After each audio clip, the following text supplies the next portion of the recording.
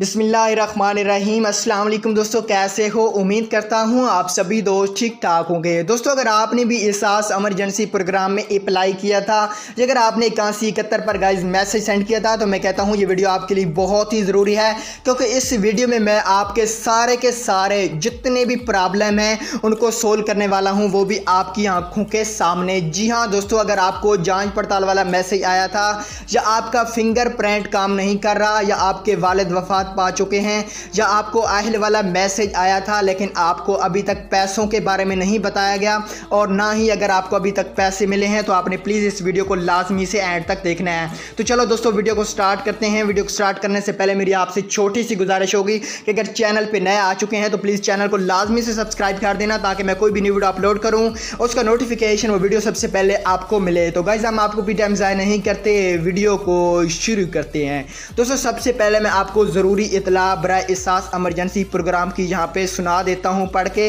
तो आपने वीडियो को पूरा देखना है।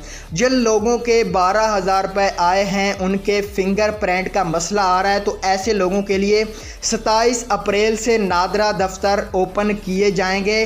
वहाँ पे जाके वो फिंगरप्रिंट की वेरिफिकेशन कराएंगे। उसके बाद 5 दिन तक वो अपनी रकम हासिल कर पाएंगे। जी हाँ दोस्तों, उसके बाद जो दूसरा सवाल है, ऐसे लोग जिनके पास 12,000 की रकम का मैसेज आया है और जिसके नाम पर आया है वो इंतकाल कर चुके हैं, तो वो अपनी टाउन कमेटी से सर्टिफिकेट बनवा कर नादरा दफ्तर में जमा कराएं। नादरा से उसे तस्दीक के बाद उस शख्स किसी और फैमिली को मिल जाएंगे। जी हाँ दोस्तों, अगर आपके कोई भी ऐसे बंदा जो आहिल है और वो इस दुनिया में नहीं है, मतलब वफात पा चुके हैं, तो आप अपनी टाउन कमेटी को एक सर्टिफिकेट लिख के देंगे और वो आप नादरा में जमा करवाएंगे। उसके बाद आपकी तस्दीक होगी, तो आपको कोई भी उस फैमिली के साथ कोई भी और होगा, उस बंदे को भी मिल सकते हैं। दोस्तों, उसके बाद जो तीसरा सवाल है, काफ़ी ज़्यादा लोग पूछ रहे हैं, ऐसे लोग जिनको आहिल का मैसेज आया था लेकिन अब तक उनको रकम का मैसेज नहीं आया, तो उनको 29 अप्रैल तक रकम का मैसेज भी आ जाएगा। जी हाँ दोस्तों, आपको मैसेज आ जाएगा, आपको टेंशन लेने की बिल्कुल ज़रूरत नहीं है।